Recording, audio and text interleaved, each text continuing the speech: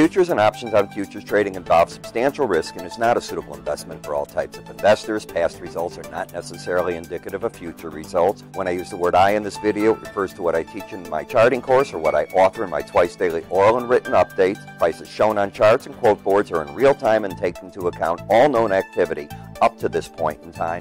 And if you'd like to read more of this disclaimer, simply hit the pause key on your video player.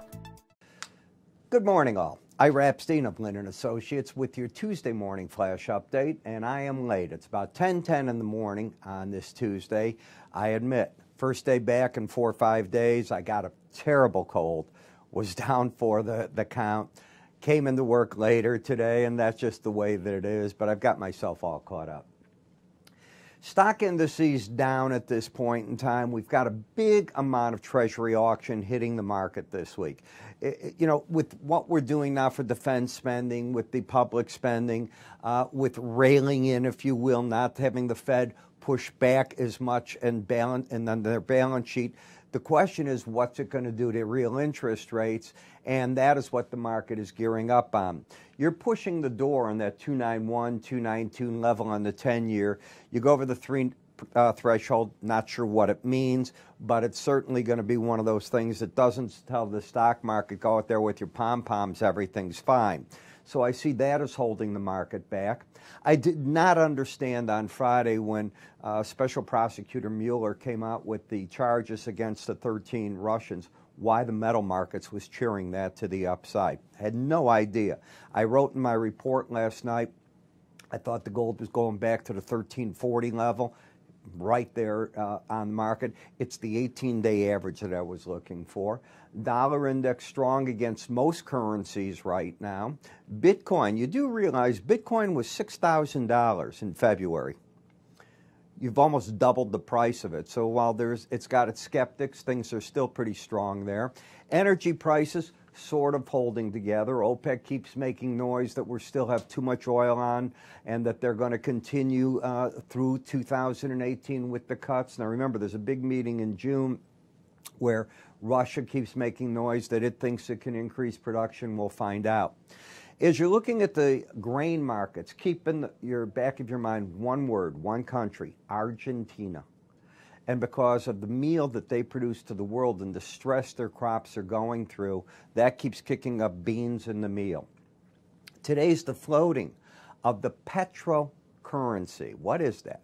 Venezuela has come up with a way to take the assets of the country and back it, instead of via a Bitcoin, their own currency via the petro currency. I'm not sure if the banking laws still don't apply to it.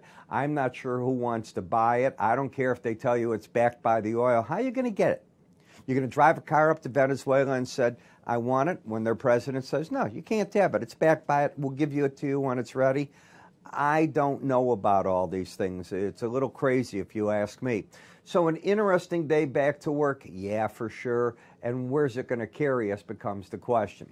As for the day's action, you're getting a little bit of a bounce now in the nat gas as it's colder than average temperatures. We did see that if you looked at the natural gas rig counts, they're dropping while the oil rig counts went up over the weekend. Baker Hughes reports. Wholesale trading in Canada in December fell 0.5% from the previous month. Inventories rose 1.7%, not the best numbers. Eurozone February consumer confidence Tuesday slipped 0.1 from the 1.4 reading in January. OPEC cooperation with non-OPEC continues beyond that 2018. They keep talking blah, blah, blah. Remember, they want to get this in balance as best as they can. And the Saudi Aramco deal, when's it going to come out? They're still saying that they're about 74 million barrels off the 5-year average. And a poll of Japanese businesses show that 48% plan on increasing their workers' base pay, while 52% have no plans at all to do so. I want to remind you about my market research. Here I was down with a pretty bad cold. Didn't stop me. I had my normal research out all the way through, except my videos. I admit that. But you had my oral research, you had my written research, my trade recommendations were coming. In fact, if I take a trip, that's how it works. Often when I take a trip, I even try to do some of the videos. I have portable gear that I can take with me. but you get access to my morning webinar, which I've already put out for my traders today. That gives them the idea of where I think the new buys, new sells, day trade signals are, why they're there, why things are going. For those of you that saw last night's report, I pinpointed that I thought gold was going to pull back in April to 1340.40, the 18-day moving average of closes. I gave you the reasons why last night. Take a look at today's action. They're not always right, but I teach. That's the thing. It's not just about prediction. It's about teaching why events happen, showing chart patterns. How does it all work? My research costs less than a cup of coffee a day for you, so I think you'll find it well worth it. If you haven't tried it, you want to get yourself a 30-day trial. How do you get it? Call us. Go to our website. You'll see a carousel with our free offers. Click on any one of them. You'll see it right there. Click up here if you're watching me on YouTube, or underneath us, it might say, click here for Ira's free information on a number of websites. I'm Ira Epstein. You have yourselves a great day. I will see you all in my afternoon updates. It's really good to be back to work. Take care.